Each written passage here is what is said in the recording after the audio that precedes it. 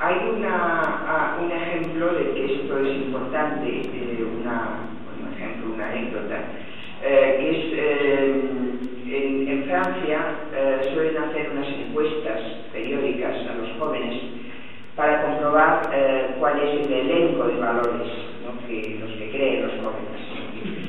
Y en una de las últimas encuestas, son encuestas muy bien hechas, que no van directamente a preguntarle al joven si es solidario, todo el mundo diría que sí, es decir, cuando a uno le preguntan las cosas y nadie dice que no, sino que le ponen delante de una situación a ver cómo se desenvuelve en esa situación, ¿no?, y de ahí deducen si es solidario o no es solidario. Entonces, esta encuesta daba como resultado que si bien los jóvenes cada vez más muestran que tienen asimilados valores como la tolerancia, como la solidaridad, hay un valor que decae en cada encuesta, que es la convicción de que las normas deben ser cumplidas. O sea, que las normas están para transgredirlas, es lo que es, ¿no? Y que no pasa nada si se transgrede, ¿no? Bueno, ese es el crepúsculo del deber, ¿no? Que no hay deberes porque, aunque los haya, da lo mismo, ¿no? Por lo tanto, no se ha inculcado suficientemente esa noción de que hay cosas que se deben hacer y que en principio, diría yo, se deben hacer por narices. Luego habrá razones para hacerlas, ¿no? Pero esto lo explica muy bien los psicólogos que han hablado de la formación de la conciencia moral en el niño, ¿no? Y dice, la formación de la conciencia moral, Piaget, por ejemplo, ¿no?, y Kohlberg después, pasa por distintas etapas. La primera etapa, la conciencia moral consiste en hacer lo que se debe hacer porque alguien lo manda, solo por eso. Luego vendrá una etapa en que uno hace lo que debe hacer porque hay una ley, ¿no? Y luego vendrá la etapa que significa la madurez moral, que nadie nunca la logra totalmente, ¿no? Pero que hay que acercarse a ella, que es que uno hace lo que debe hacer porque piensa realmente que lo debe hacer, ¿no? Y esa es la autonomía moral, ¿no? Pero para llegar a esa etapa hay que cumplir normas que uno no entiende porque se debe cumplirlas, pero hay que hacerlo y hay que obligar a hacerlo, ¿no? Y eso además se diría dar seguridad a los menores, ¿no? Vivir en un mundo en el cual uno no sabe a qué atenerse, eso no da seguridad ninguna, ¿no? Y la seguridad es necesaria para poder ser libre, ¿no? Todos los teóricos del contrato social, empezando por Hobbes, que es el más duro, ¿no?, lo dicen, ¿no? Ponemos rejas en nuestra casa para ser más libres, ¿no?, porque así evitamos que nos roben, etc., ¿no? Es decir, las normas, las leyes son necesarias para que haya libertad. Pero al principio no se entiende eso, la necesidad de la norma no se entiende y hay que enseñarla con normas concretas.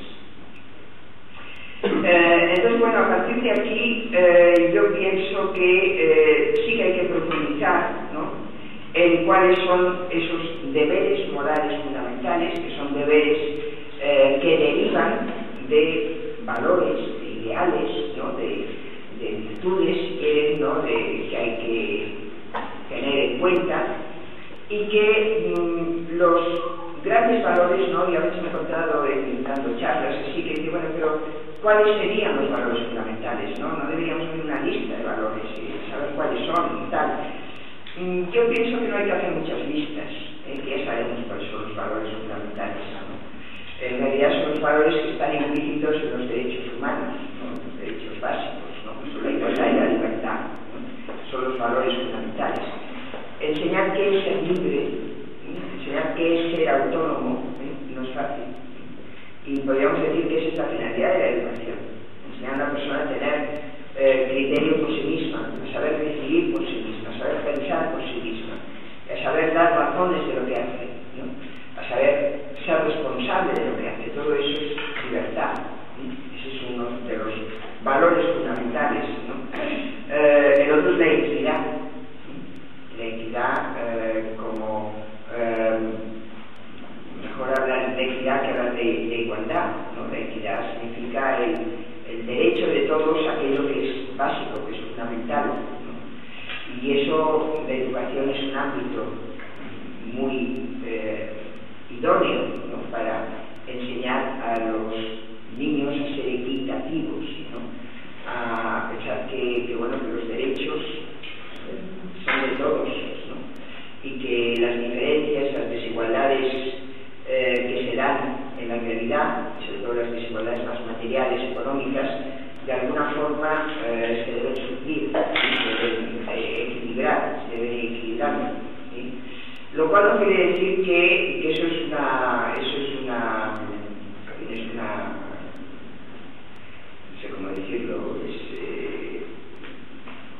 es un engaño, pensar que una sociedad que, precisamente porque depende mucho de una economía de mercado, y es una sociedad desigual y riqueza, la distribución de la riqueza es desigual, y además la herencia contribuye más a esa desigualdad, que eso lo va a suplir la institución educativa.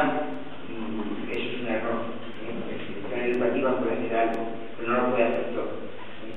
Es decir, las desigualdades básicas de base, de estructura familiar, de cultura, no las suple la igualdad de oportunidades en la educación, sino que aquí hace falta muchas más cosas, ¿no?, muchas más políticas, muchas más cosas. Pero sí que la escuela es un lugar para enseñar qué es la equidad, ¿no?, y para profundizar en la equidad y sobre todo practicar la equidad, ¿no? Hay un valor que yo creo que implica muchos deberes y del que se habla poco, que es el respeto mutuo. Yo más que hablar de tolerancia, que siempre he pensado que es un valor demasiado mínimo, ¿no?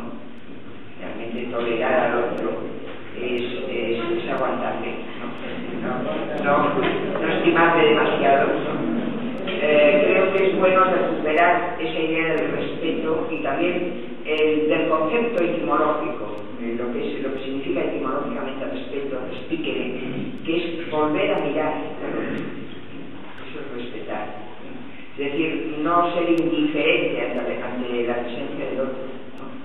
Detenerse en el otro, eso es respetar, y eso también supone deberes. No es solo el valor, qué bonito, ¿no?, sino deberes concretos, ¿no? Y luego también hay otro valor que no es propiamente un valor ético, pero que es un valor de nuestra sociedad, que es el valor del conocimiento.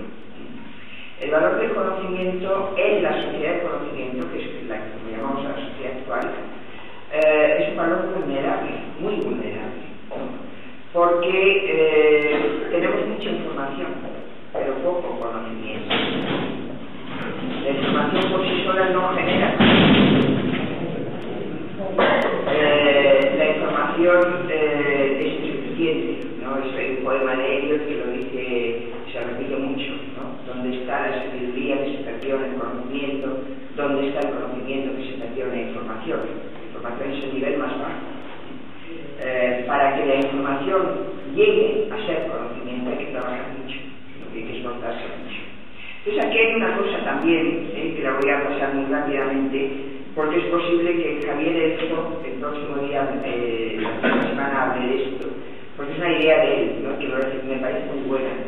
Él dice que aparte de los valores últimos, que son estos, ¿no?, la igualdad, la libertad, el respeto, necesitamos unos valores instrumentales que yo creo que son los que ponen énfasis en el concepto de deber, ¿no?, que son valores que por sí mismos no son valiosos, podríamos decir, pero que sirven como instrumento para conseguir los otros, y que serían el valor del esfuerzo, del sacrificio, de la austeridad, de la constancia, del autodominio, todo eso que está tan desacreditado, ¿no?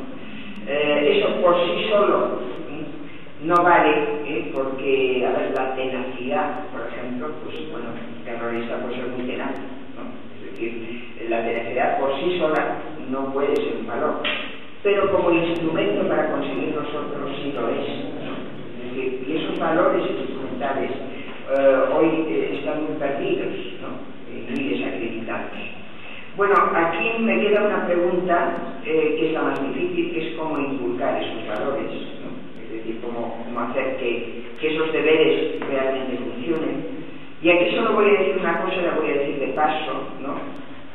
Porque es muy fácil de entender, ¿no? Luego ya pues cada cual podrá profundizar. Para inculcar valores, ideales, ¿no? Principios, hay que tener en cuenta que hay tres factores distintos. Hay un factor cognitivo, hay un factor motivacional y hay un factor cognitivo. ¿Qué quiere decir? El cognitivo es fácil, ¿no? Si queremos inculcar el respeto, hay que explicar qué es el respeto. Y un mínimo teórico es necesario. Para eso estamos los filósofos, ¿no? Es decir, los filósofos nos dedicamos a analizar conceptos, explicarlos, ¿no? A un poco ponerlos, es decir, qué significado deben tener. Ese factor cognitivo pues hay que conocerlo. De alguna forma que hay que conocer, ese es el objetivo de la educación para la ciudadanía como asignatura, ¿no? Enseñar cognitivamente qué es lo que hay detrás de derechos, de valores, de principios, ¿no? Hay un factor motivacional, ¿no? Y eso hoy está muy de moda con todo este discurso de las emociones, ¿no? Pero es que es absolutamente cierto, ¿no? Si lo que cognitivamente está claro no se transforma en un sentimiento, no se sigue de ese conocimiento la conducta. Eso lo dijo muy bien Spinoza. Spinoza decía: el conocimiento racional del bien y del mal no fuerza a actuar, sino va acompañado de un afecto. El bien lo tengo que estimar, lo tengo que querer, me tiene que producir alegría. Si no hay ese gusto por lo bueno, ese sentimiento que acompaña al conocimiento frío, racional, de ahí no se sigue la conducta. También lo dijo Hume. Hume decía: no es la razón, sino la pasión lo que mueve a actuar, ¿no? Por lo tanto, por eso decía que el conocimiento es un valor vulnerable, porque si no hay pasión por conocer, la información no acaba convirtiéndose en conocimiento, ¿no? O sea, hay un factor cognitivo, un factor motivacional y un factor cognitivo, que quiere decir que práctico. Se llega a ser ciudadano ejerciendo la ciudadanía, no solo acudiendo a unas clases de educación para la ciudadanía.